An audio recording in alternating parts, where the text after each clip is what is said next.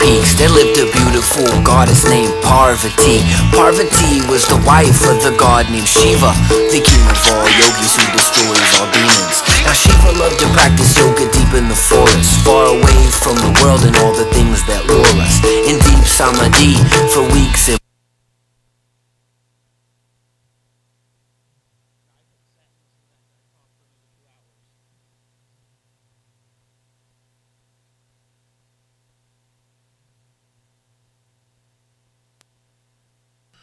You are invited to participate in a true multimedia experience coming to a home near you. LCM TV is bringing Lake County into the new millennium with news, live broadcast, information, music, talk shows, and local programming, all streaming in high definition online and soon to be on your Roku box. Join us at lcm-tv.com or be a part of our studio audience. You can also watch the shows at lakecomagazine.com as we provide programming to inform, enlighten, and maybe even enrage you. On Lake County Magazine Talk Show with Terry and Pete the Tax Guy, Wednesday mornings at 9 a.m. Like racing? Try the Checkered Flag Show, hosted by Ace Naylor on Tuesdays at 7 p.m. All ages and divisions in regional and national fields. Joni Lane brings a positive light to you every Monday at 3 p.m. Pasha Space brings an international flair as they discuss ecological, health, and social issues in Haiti with people around the world. End up your week with positive, conscious sounds on Saturday at 9 a.m. with Sister T on the Bridge.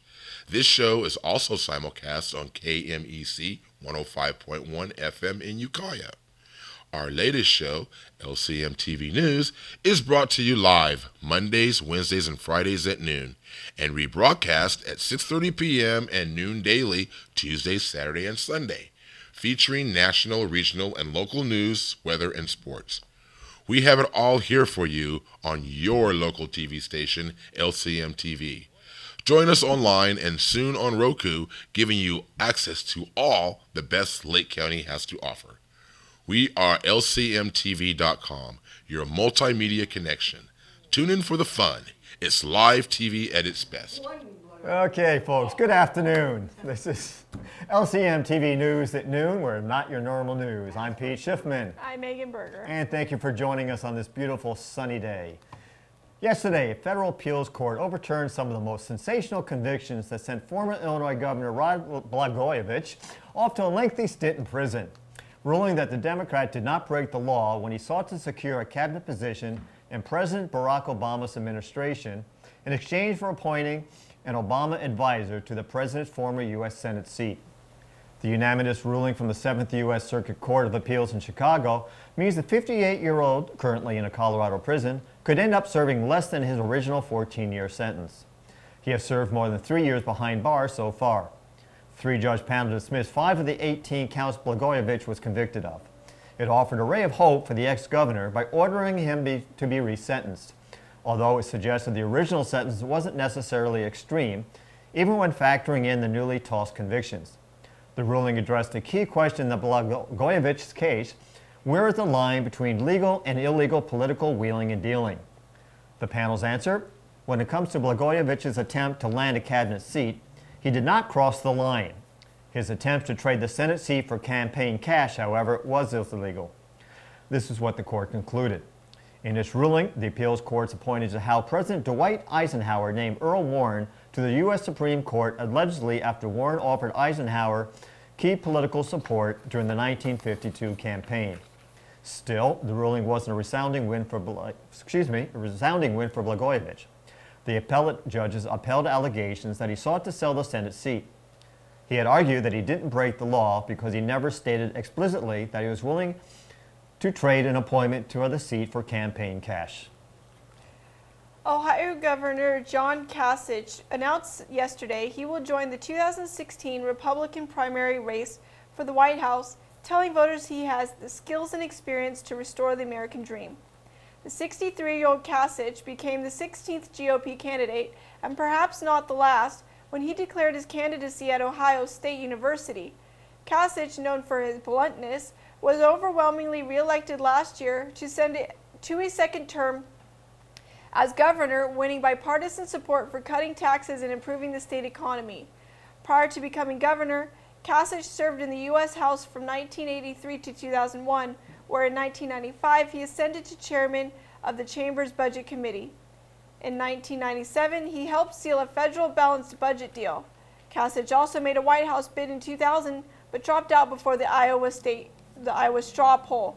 Kasich enters the race facing long odds, but he will likely use the situation to his advantage, telling voters he understands tough challenges, considering he was the only Republican elected to Congress in 1982, and that he's eager to lead the fight for the middle class. Kasich, a former Fox News Channel commentator, is now one of 4 governors in the GOP field, joining New Jersey's Chris Christie, Louisiana's Bobby Hindall, and Wisconsin's Scott Walker. Why do they all say they want to get into politics to help the people? They lie. They lie through their teeth. They're politicians. Exactly.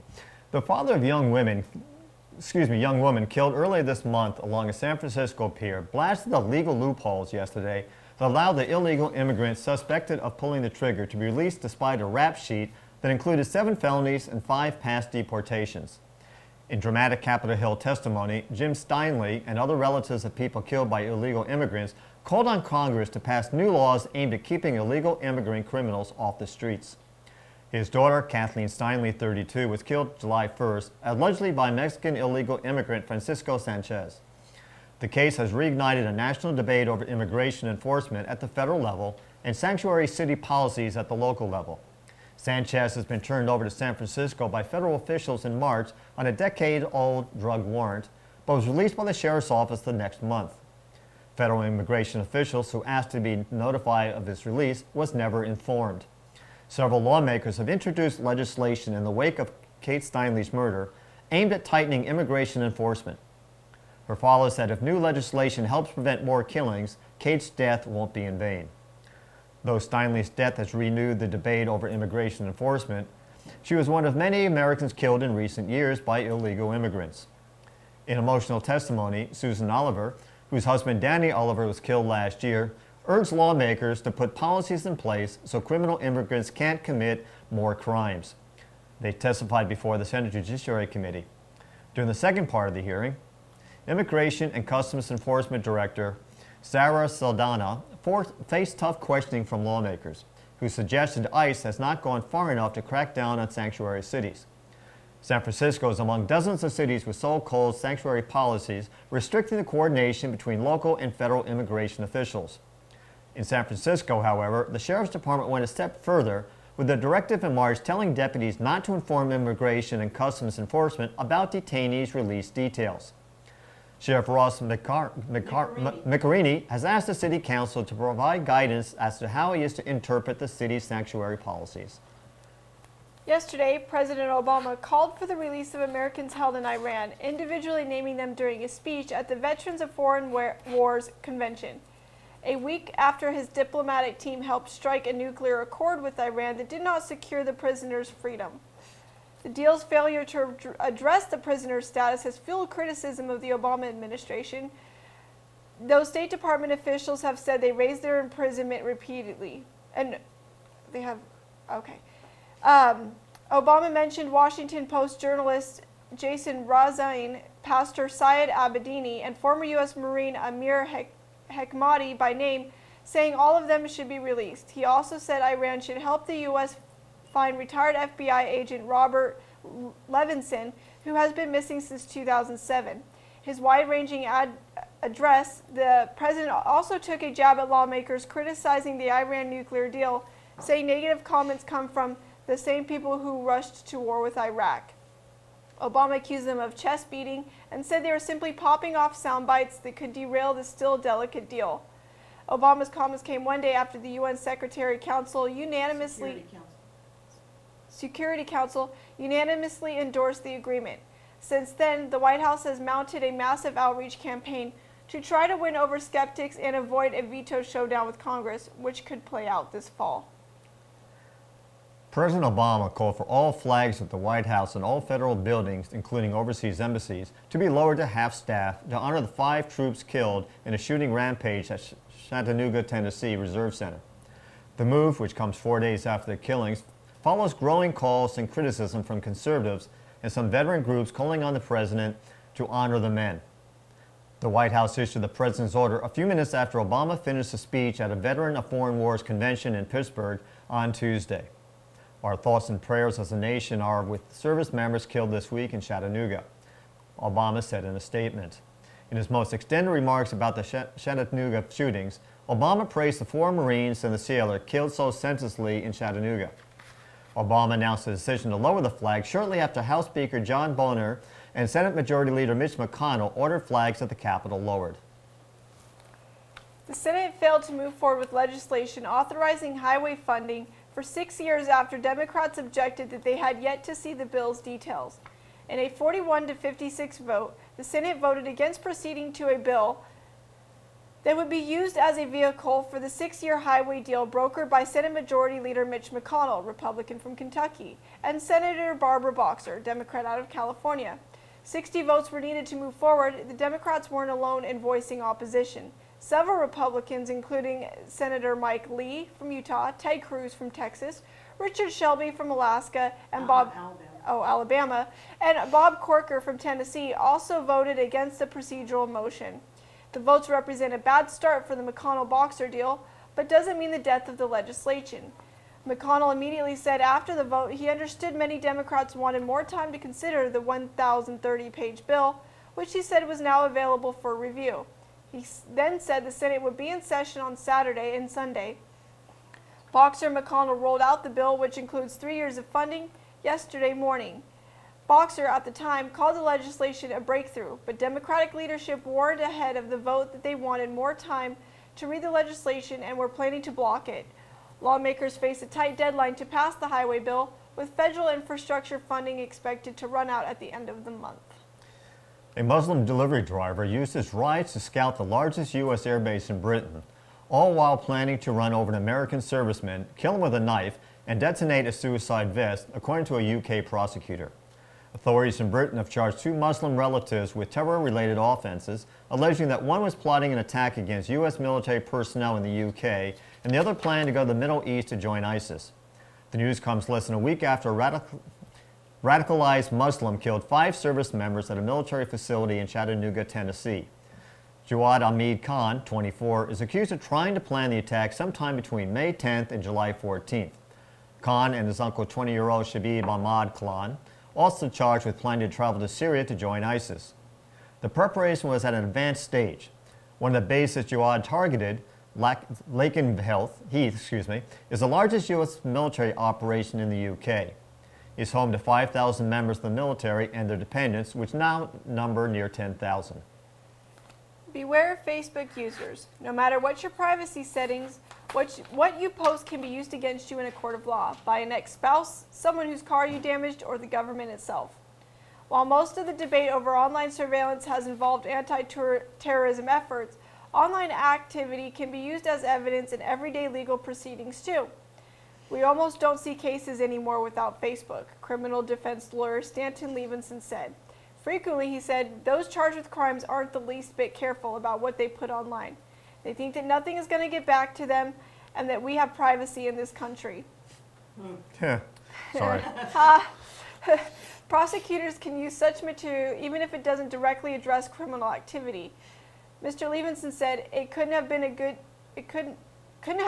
good effect on the jury. It is no secret that social media sites are great places to hunt for evidence. There's even a Facebook page to handle information requests from law enforcement. According to an online transparency report, Facebook received 14,274 requests involving 21,731 accounts from U.S. law enforcement agencies in the second half of 2014. That's far more than companies like Twitter, which received just 1,622 requests in that period.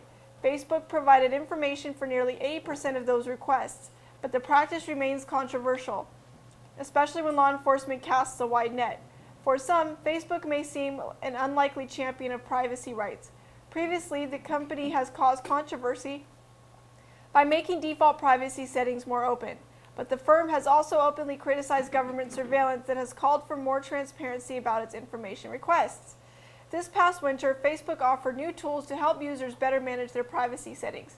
People want control over their information. So we're focused on building products that help people make informed decisions and better control their experience, said a Facebook spokesman. The American Civil Liberties Union, for example, has fought school officials' efforts to discipline students for Facebook posts. Another concern involves prosecutors bolstering criminal cases by using rap lyrics a defendant posts online. Because it's on Facebook, it's taken as a first-person statement. But for a lot of people, it's a place for trash talking and not meant to be taken literally. A case that raises such issues involving a YouTube rap video about drug dealing created by a Philadelphia man charged with the crime is pending before the state superior court. Meanwhile, social media frequently plays a role in civil court proceedings. Hani Fakhoury, a senior staff attorney with the online privacy advocacy group Electronic Frontier Foundation, said judges have often granted too much access to online information. Courts have found that no right of privacy exists to material a person communicates to someone else. But privacy settings should count for something, he said. Secrecy and privacy aren't the same thing, Mr. Fakhoury said. You might want to keep your social security number private even though it exists in your employer's human resources records or your tax filings. And just because you turn information over to some people doesn't mean you want to turn it over to everyone. Well, as they say, don't believe everything you read on Facebook or any social media. We'll be back with your regional news after this brief message.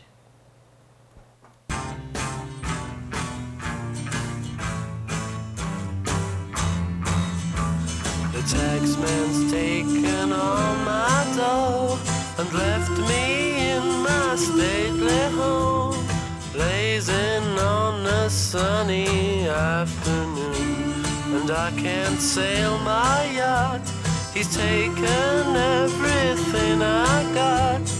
All I've got's this sunny afternoon. Manticorp Tax and Accounting can help you minimize taxation, establish a corporate presence, and save you money.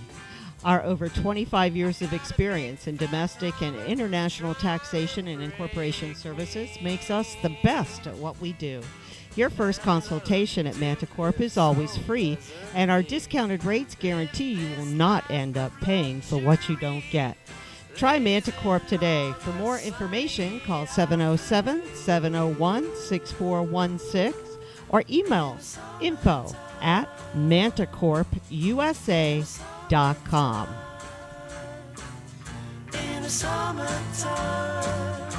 And we're back with regional news. Nevada County public health officers have confirmed that the death of a local resident was caused by West Nile virus after tests at the state public health lab showed elevated antibodies to the virus. The victim, a senior citizen, is the first person thought to have died from West Nile virus in Nevada County and the first fatality from the virus in California this year. While mosquitoes are active, the chance for West Nile virus infection is there almost anywhere in California, and people should try to protect themselves from mosquito bites. There was not any specific information available on the victim, although the death was recent and the affected person was older than 50, which is one of the groups at high risk. I'm in trouble. This is an early season fatality, and the season for West Nile virus continues into the fall. The state recently reported that cases are on the rise, with 33 counties reporting West Nile virus activity so far this year. Two asymptomatic. Asymptomatic to asymptomatic. Thank you. Two asymptomatic. Stop it. Well, yeah. Sorry, folks. Anyway, two asymptomatic. Stop it. You're embarrassing me now. West Nile virus positive blood donors were reported to the California Department of Public Health last week from Butte County. The first infections reported in California this year. Sorry, folks. We told you this is not your normal news. Just say they didn't show symptoms. Thank you. Thank you. The risk of serious illness to most people from West Nile virus is low. There were 31 fatalities and 801 symptomatic cases reported last year. However, some individuals, fewer than 1%, develop a serious neurologic illness such as encephalitis or meningitis.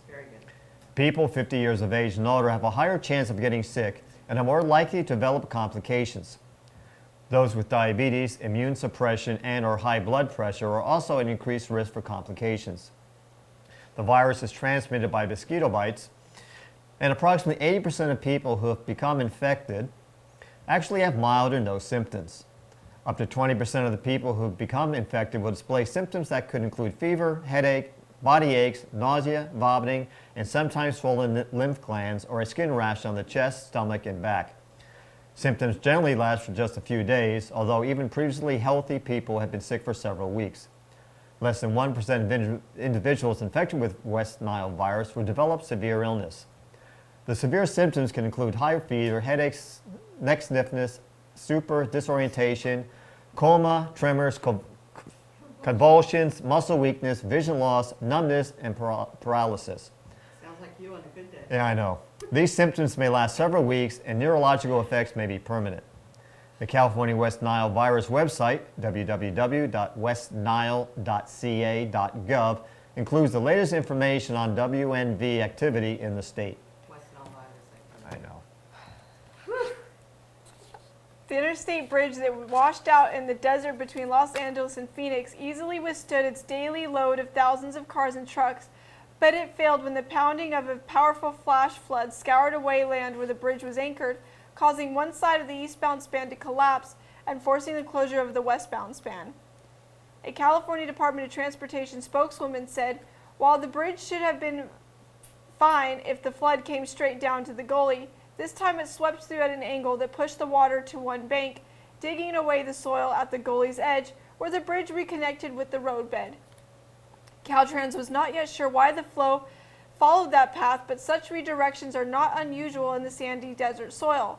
9 inspectors fanned out Monday to check all 44 bridges along a 20-mile stretch of I-10 after a second bridge showed signs of damage following the storm Sunday, according to Caltrans. They also plan to inspect bridges across the large swath of Southern California, where the remnants of a tropical storm off Baja dumped unusual deluges this month. When inspectors visited the bridge in March, they found no structural issues. The inspection report shows that the bridge had minor cracks. The only work recommended was to upgrade the railing, but that was done several years ago. The span's rating was 91.5 out of 100, according to data from the Federal Highway Administration. It was deemed functionally obsolete. A label the Caltrans spokeswoman said reflected not its strength or durability, but the fact its 1967 construction style requires motorists to slow as they approach. On a freeway, they're going to slow down, right? Yeah. That's why it's obsolete. Los Angeles police investigating a man's death discovered an arsenal of more than 1,200 firearms and approximately 2 tons of ammunition in his home and garage on Monday. Los Angeles Times reported that the unidentified man's decomposing body was found in his car, which was parked down the street from his Pacific Palisades home earlier in the day. LAPD Commander Andrew Smith said the number of guns was staggering. Many of the guns had never been fired, and some were still in boxes with price tags attached. There were no signs of foul play in the man's death, nor was there any indication that he had been involved in criminal activity. However, detectives want to investigate why the man had so many guns and whether the weapons had been linked to any crimes. Some people hoard cats. Some people weapons. hoard guns. I'm much more for the cat. Meow. Meow.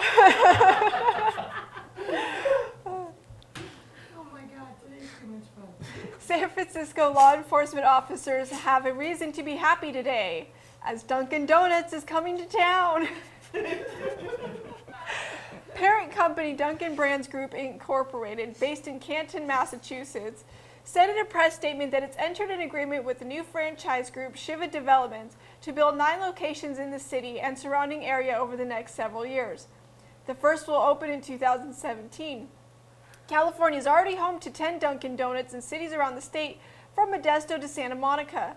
Additional locations will open in Los Angeles and Sacramento before the end of 2015. And the company also struck a deal to develop 17 restaurants in the Fresno area. This is all part of a long-term plan to establish some 275 donut selling shops throughout the Golden State in the next several years and 1,000 over the long term, according to the press statement. Although Dunkies lovers know you don't go for the donuts, you go for the coffee, which has famously won against big coffee brands in the blind taste tests. And that was not a paid commercial, folks. Oh, we do like donuts. Yes. And the coffee. A 4.0 magnitude earthquake struck in Fremont Niles Canyon Fremont, sorry folks, I can't read. Fremont's Niles Canyon early Tuesday and was followed by numerous aftershocks, according to the U.S. Geological Survey. There were no reports of damage from the 2:41 a.m. quake, but residents around the Bay Area reported feeling the shaker. It was followed by a dozen small aftershocks, the largest a 2.7 tremor. The first quake had a depth of 5 miles and occurred along the Hayward Fault, near the intersection of Mission Boulevard and Niles Canyon Road, north of Alameda Creek. The quakes caused system-wide delays on BART as crews inspected tracks for damage. Sacramento Superior... Sacramento See, that's what happens when you don't have glasses, folks. Sacramento County supervisors voted Tuesday to revise the county's water code to declare marijuana cultivation a form of water waste. The Board of Supervisors unanimously agreed with the proposal set forth by Supervoter Roberta McGlashan in light of the state's years-long drought. According to California Department of Fish and Wildlife, a single marijuana plant uses an average of 6 gallons of water per day during the growing cycle. McGlashan also said after the hearing that the new rule goes into effect in 30 days. County leaders added language to say that indoor cultivation beyond the legal limit of 9 plants will be considered a form of water waste. Violators could face a fine up to $500 per day. The supervisors cited recent examples of pot busts to show how much water is being used. We decided to research these claims and have found that, statistically, according to studies done by UC Davis and other universities, marijuana plants use much less than 6 gallons of water a day for the growing cycle. They use more like 1 gallon per pound yield. Last year, the Board of Supervisors unanimously adopted a county code that prohibits all outdoor cultivation. And in June, the governing board adopted another code that prohibits indoor cultivation of more than 9 plants. So it just seems like a rational and logical extension that even if it's illegal to grow, it should be illegal to use water to grow it, said Ted Wolter, Chief of Staff for McGlashan. Wolter said the code applies to the Sacramento County Water Agency area jurisdiction. Supervisor McGlashan is certainly calling on all other water districts in the unincorporated area in the county to follow suit and do the same thing. Mariah Smith, who grows marijuana plants and has a medical marijuana card, said the regulations should reach other agricultural practices. So if you're going to regulate cannabis cultivators, you should find a way to regulate other things because they could have a greenhouse and could be growing all kinds of plants, Smith said. According to San Francisco Weekly's Chris Roberts, cannabis is pound for pound one of the state's driest highs. Even generous estimates for marijuana water use requirements are considerably lower than the water needs for other California pleasures. Roberts reports. And as a quick note here, on Tuesday morning, I think starting at 12 o'clock, there's going to be a protest rally at the Board of Supervisors quarters in Sacramento. So those of you who feel this ordinance is incorrect, please attend the event. Well, yeah, my question is if you have 9 outdoor plants, that's water waste and 9 indoor plants is not. That's right. They have 0 grow in outdoor. I know, But but I'm just saying hypothetically. Hypothetically, yes. 3 marijuana-related bills are making their way through committees and is causing rifts between advocate organizations. AB 243, which requires registration and licensing of all cultivated cannabis plants except personal use gardens of 5 patients or less, passed the Senate Environmental Quality Committee on July 15th. The bill would also impose a $50 per plant tax on cultivation. Cal Normal led opposition to the bill, arguing the same tax shouldn't be assessed on all plants since individual plant yields vary enormously, and it would be foolish to tax marijuana for medical use only, as that would encourage illegal recreational grows. Wood offered to drop the plant tax and substitute a tax based on product weight instead. He also said he was working to merge this bill into a comprehensive regulation bill, AB 266, sponsored by Assemblymen Bonta, Cooley, Lackey, and Jones Sawyer. While Cal Normal supports AB 243's aim to stop environmentally damaging grows, it remains flatly opposed to any new taxes on medical marijuana before adult use is legalized. Meanwhile, the Bonta bill, AB 266, which would regulate all aspects of the industry, sailed through 2 Senate committees last week. The bill attracted broad support from law enforcement, the California League of Cities, the CMA, and labor groups, as well as patient and industry advocates including ASA, CCIA, EGA, and others. California Normal expressed concerns the bill would empower local governments to unduly restrict patient access. The authors offered amendments that partially alleviated these concerns, and CalNormal expressed its support on condition of further amendments. Other advocates opposed AB 266, including Michael Green of Fresno, who argued that it did nothing to alleviate local restrictions on patient access. Senator Bonta said the bill's task force would address patient access issues, and the bill honors 215. AB 266 has continued to pick up steam in the legislature, attracting aye votes from even staunchly conservative Republicans, such as Senator Jim Nielsen from Butte County. Finally, a third comprehensive regulation bill, SB 643, by Senator Mike McGuire, is moving towards approval in the Assembly. The bill resembles a stripped-down version of AB 266, with a different agency in charge of regulation. It is expected that SB 643, AB 266, and AB 243 will all be merged into one bill before being presented for final approval at the end of the session in August. What the final bill will look like remains anybody's guess. The San Onofre nuclear power plant may be shut down, but now there are controversial plans for the site. Besides the controversy surrounding the San Onofre power plant's shutdown and whether ratepayers were left to pay billions of dollars to clean up the mess, now Southern California Edison wants to store nuclear waste at the former site.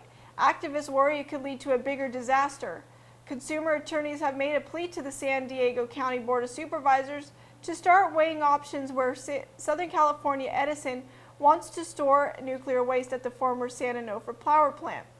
We cannot go to sleep right now and let them put this nuclear waste permanently in Northern County, San Diego, without a protest, said attorney Michael Aguirre. On Tuesday, the Board of Supervisors considered entering a $1.6 million agreement with South California Edison to provide off-site emergency planning for the San Onofre nuclear generating station. Expand the discussion and the focus. Don't just figure out how to put out the fire, but figure out how to prevent the fire, said attorney Maria Severson. San Onofre was shut down in 2012 after a small radiation leak led to the discovery of damaged tubing. Attorneys Severson and Aguirre fear the damage that could happen if millions of pounds of nuclear waste is stored near the ocean. Even if they move it across the freeway a few miles, it's just an interim. There would be a safer location than to leave it on the seashore, said Aguirre. Activists would rather not see millions of pounds of nuclear waste stored in Southern California. A Southern California Edison spokesperson said it is committed to paying the state until 2019 to support emergency planning efforts. In July, warrants were served at the Public Utilities Commission and the Southern California Edison offices in connection with the closure of the San Onofre power plant. The Attorney General wants details about the settlement agreement. Activists said the backroom deal wrongfully made ratepayers responsible for more than $3 billion in shutdown costs. Phew, that was a long story. San Francisco Mayor Edwin Lee announced yesterday that San Francisco will leapfrog its efforts to protect the climate from harmful effects of diesel emissions by phasing out the use of petroleum diesel in the municipal fleet and replacing it with renewable diesel by the end of this year. By changing our fleet's fuel from petroleum to renewable diesel, we're taking action that is good for the global climate and at the same time promotes environmental justice in our community by leading to cleaner, healthier air for some of the most vulnerable neighborhoods, said Mayor Lee. And because of the state and federal government's incentives to producers to manufacture low-carbon fuels, this switch can potentially reduce our city's fuel cost. The city is answering the Pope's call for local action on global climate change. Mayor Lee made the announcement in Vatican City at the commitment of the city's conference, joining Pope Francis, Governor Jerry Brown, representatives of the United Nations, and mayors and local governors from around the world to drive awareness, dialogue, and action at the local level on climate change and modern slavery, two pressing, interconnected issues highlighted by the Pope. By switching to renewable diesel for the entire municipal fleet, the city is providing real solutions to climate change that help San Francisco reach our ambitious goals for reducing greenhouse gas emissions and create a more sustainable future, said City Administrator Naomi Kelly. Switching to renewable diesel will dramatically accelerate the progress San Francisco has made in cleaning its diesel fleet, slashing greenhouse gas emissions from diesel vehicles by more than 60%. Using renewable diesel also reduces the emissions of soot, and other air quality pollutants that harm the health of local residents and which disproportionately hurts San Francisco's low-income communities because so much of the heavy-duty vehicle traffic occurs in and near those communities. The SFFD piloted the use of renewable diesel fuel for our fleet over a period of 6 months last year, said Fire Chief Joan Hayes White. Our fleet ran cleaner and more efficiently, and we're completely supportive of the mayor's call to switch to renewable diesel to improve the environment and create a healthier future of our residents. San Francisco started on the path of transitioning away from petroleum diesel and using cleaner forms of diesel fuel a half dozen years ago by transitioning to a blend of biodiesel.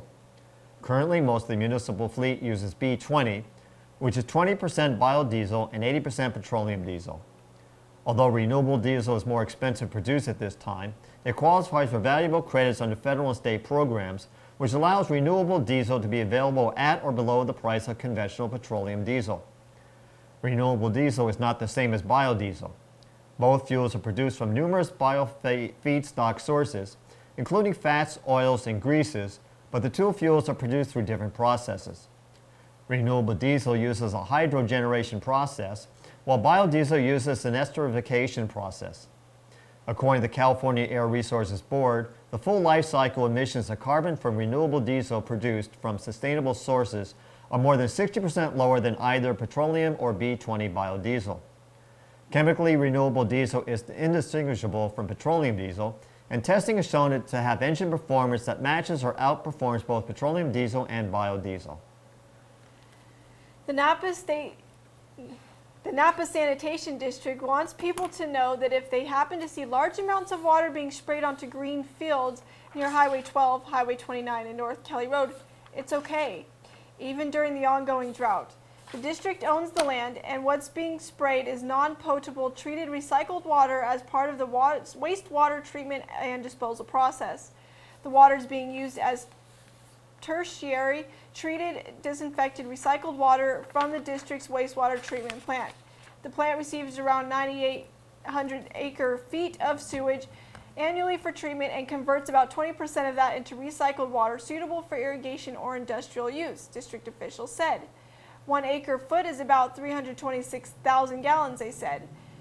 The district sells recycled water to several golf courses, a cemetery, a large city park, Napa Valley College, surrounding business parks, construction firms for dust control, and some vineyards, officials said.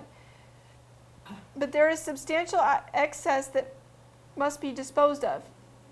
During winter and spring, treated water can be discharged into the Napa River, but regulations prohibit that from May through October.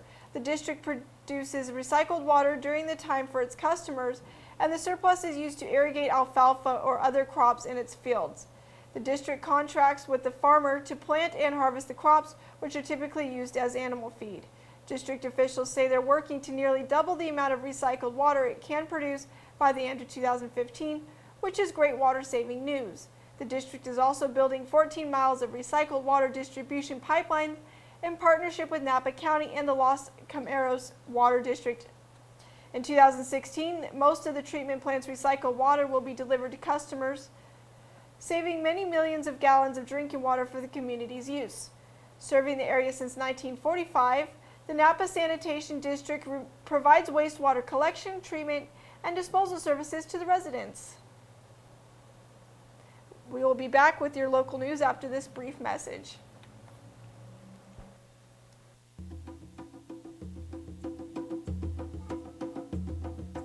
SSS Multimedia is sending you smoke signals, providing their clients with the ultimate communication and multimedia marketing, distribution, production, and web-based services. They feature high-def video equipment and quality audio sound. SSS is your multimedia source, from graphics for business cards to television production, radio, live sound, and everything in between. SSS is sending you smoke signals. Get your message out with SSS Multimedia. For more information, call 707-701-6416 or email info@sssmultimedia.com.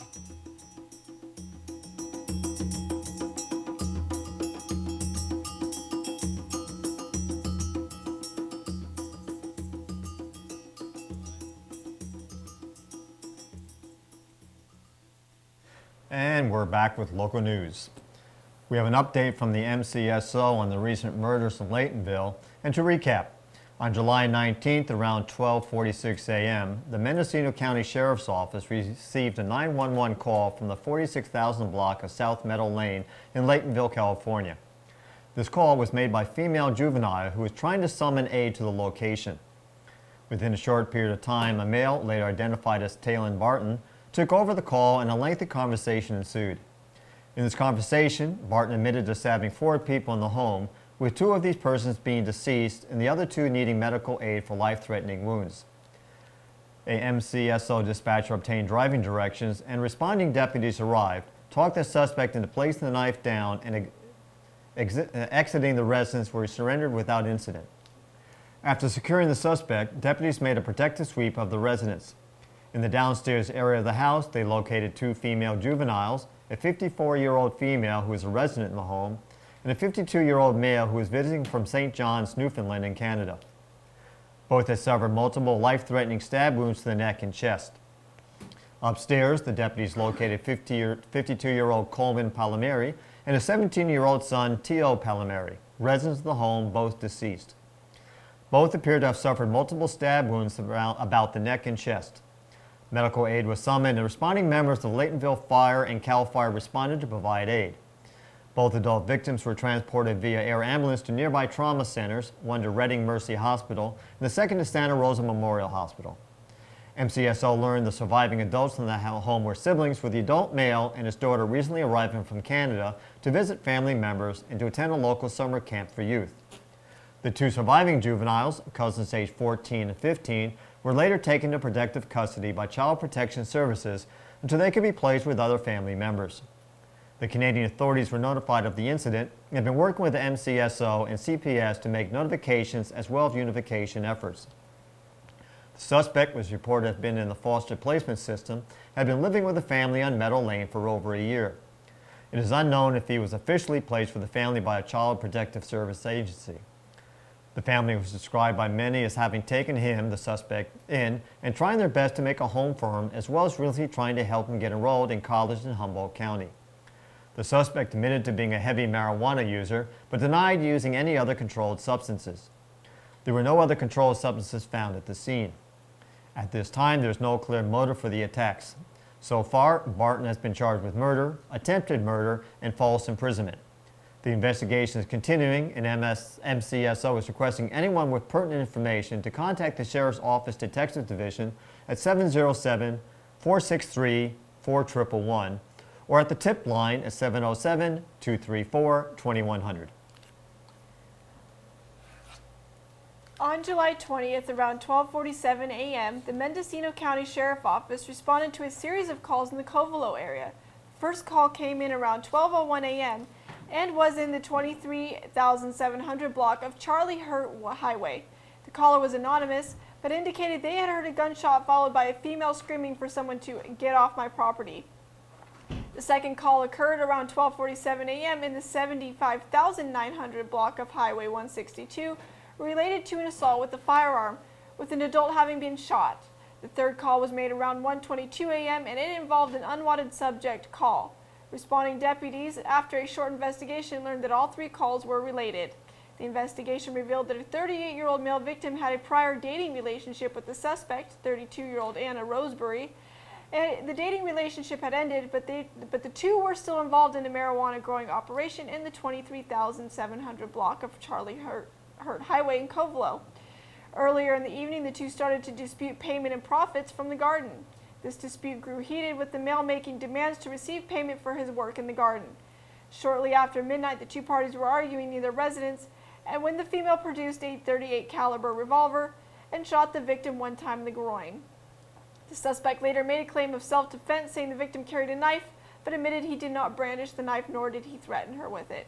After being shot, the victim fled the location on foot and made his way to a phone where he called for medical aid. The suspect sent several associates into the woods looking for the victim, but he was not located. The victim was later flown via air ambulance to Mercy Trauma Center in Reading, where he is expected to make a full recovery. 2 firearms were located at the scene, including the .38 caliber revolver, believed to be the weapon used to shoot the victim, and 200 growing marijuana plants were also located, as well as several pounds of processed marijuana. The suspect was arrested for assault with a firearm, spousal battery with injury, being armed during the commission of a felony, maintaining a place for distribution of a controlled substance, and booked into the Mendocino County Jail, where her bail is set at $65,000. That's a lot of money. That'll show him. Oh, nice one. I like that. The Lake County District Attorney's Office recently presented alarming background material backed up by statistics that enable grant funds to become available for vertical prosecution program of alcohol and drug-related impaired drivers. Statistics provided stated that Lake County continues to have the highest drug-induced death rate in California.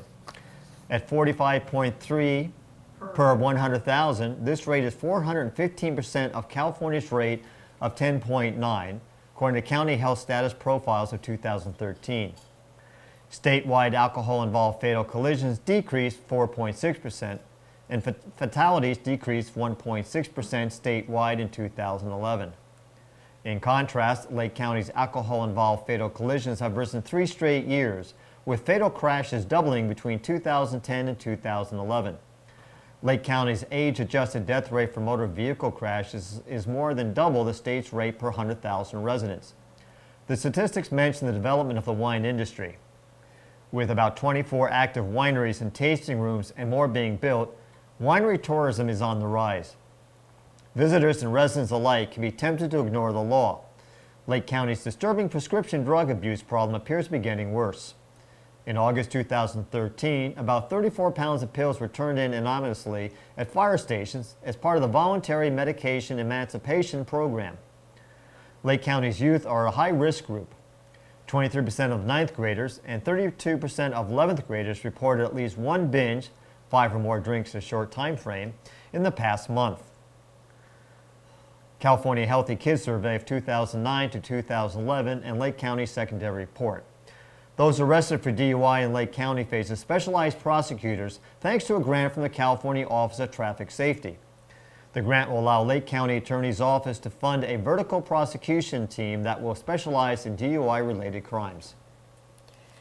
The Lake County Registrar of Voters Office, 2263-2372, would also like to remind voters interested in filing for candidacy for any of the elective college, board of education, or school district governing board member offices and any of the elective special district board of director offices that the filing period ends on Friday, August 7th at 5 p.m. for the upcoming November 3rd general district election. District board of director offices include fire protection, community services, and water districts. A complete list of the vacancies can be found at lakecomagazine.com. Go back from weather now. We'll be back. Oh, we'll be back with weather now. We're taking a break. Okay, I wasn't planning on it. That's okay. I thought you were.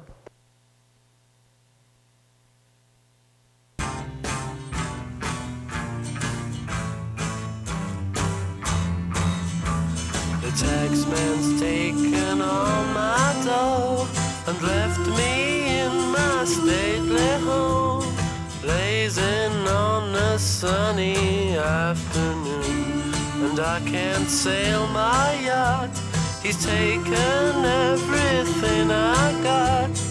All I've got's this sunny afternoon.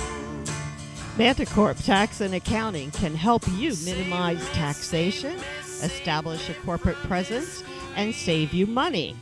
Our over 25 years of experience in domestic and international taxation and incorporation services makes us the best at what we do. Your first consultation at Manticorp is always free, and our discounted rates guarantee you will not end up paying for what you don't get. Try Manticorp today. For more information, call 707-701-6416 or email info@manticorpusa.com.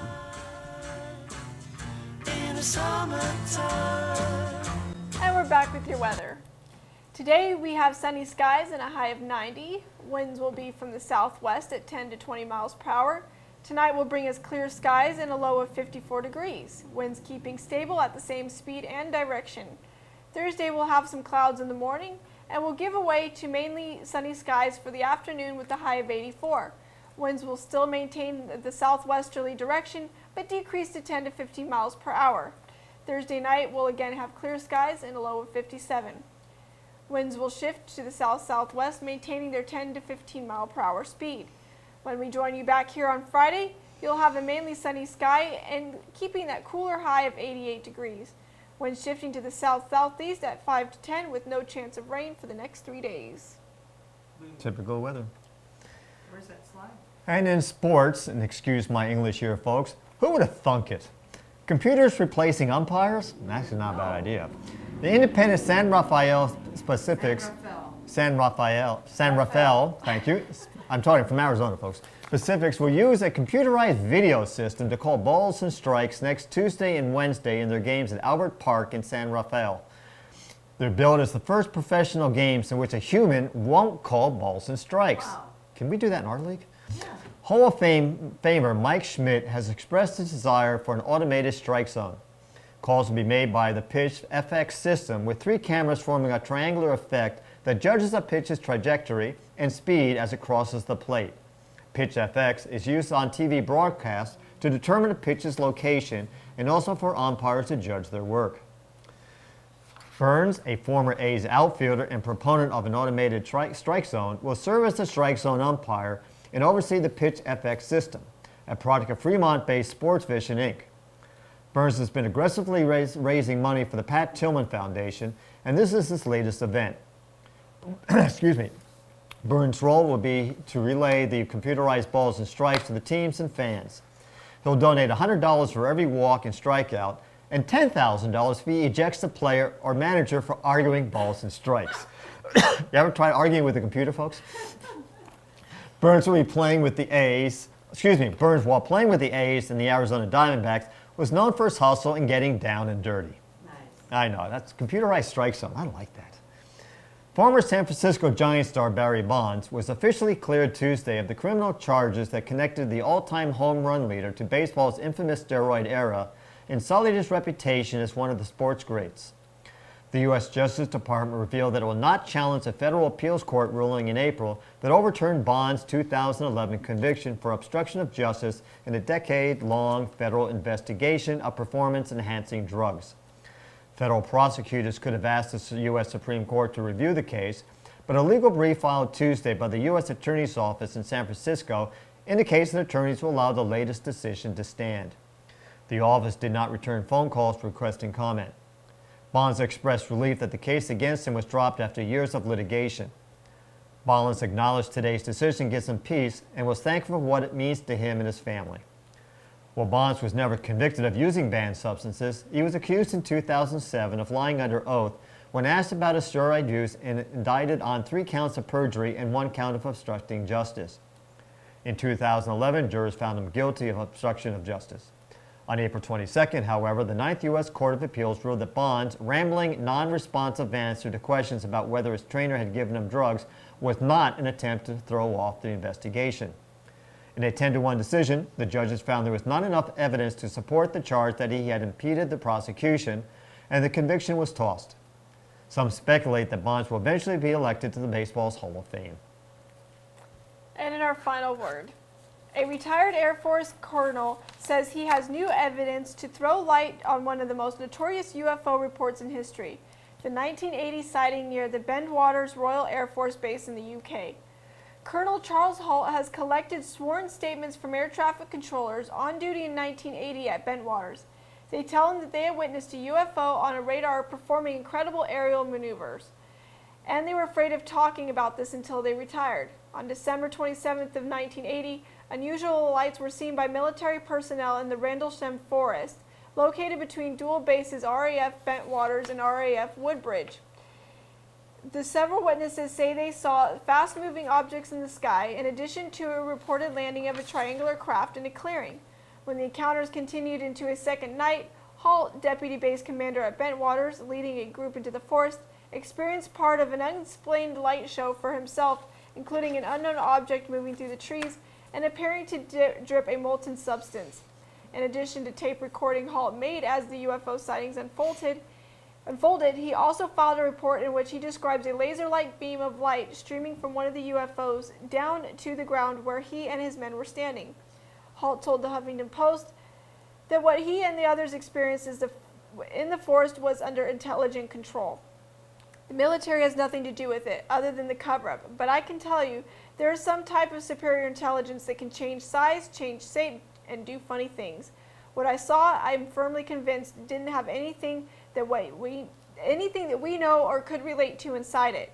Maybe they're not a being as we know, but they're an entity that just has intelligence, and we can't relate to it. The air traffic controller saw the object go across their scope, a 60-mile scope, in 2 or 3 seconds. Thousands of miles an hour, he told the BBC. It came back across their scope again, stopped near the water tower, and they observed it. They watched it go into the forest where we were. They told me that they knew any time an air traffic controller reported a UFO, they got decertified. So they did nothing. Halt told Huffington Post on Friday there is a contract civilian agency that is fed information and is controlling everything. It's made up of either former military, high-level government agencies, or high-ranking, very knowledgeable scientists. I can almost guarantee you that's the way we do it, and disinformation is the biggest thing. Halt is most disappointed with what he feels has been decades of inaccurate information spreading about the Bentwaters incident. This includes the disappearance of key government files concerning the case. In 2011, the UK released thousands of previously classified UFO documents, but the ones pertaining to the Rendlesham Forest sightings mysteriously vanished. It doesn't surprise me at all, because they were probably taken from them by somebody or sent somewhere by direction. Trust me, that's the way it works, Halt said. It's very disappointing on one hand, and it's also frightening. Who knows the ROT releases? Who knows what else is going on? HuffPost asked Halt if a UFO cover-up policy could have been and still is a good decision. No, I think we need to know. I think the public can handle it. Let's face it, if your UFO lands tomorrow in Washington or wherever, you're still going to pay your mortgage and we will still go to work. You'll still put gas in your car unless something dramatic happens. Yeah, like they blow up the world. Well, if you watch, never mind. I'm not going to go down that road with those movies. Okay, you want to go for the next one? Yes, Reggae on the River will be coming back to French's Camp on July 30th this year. Featured performers include Stephen Marley, Catch a Fire, The Congos, Get It International, Protege, Nako and Medicine for the People, Empress Unification, and much, much more. To buy tickets or see the complete lineup, go to reggaeontheriver.com. And we're going to show you some scenes from previous years as we end up our show today. UK direction very well. She's a lot better than you are. I know, I don't listen to you. Say goodbye. Goodbye, folks. Thank you for joining us today, the Wednesday's News. We'll be back on Friday with our news at noon. Thank you for joining us and have a great day. I'm Pete. Coming up next is the quick film, help me here, folks. A Walk-Through Time by Dr. John Parker. The story of the Anderson Marsh. Have a great day, folks.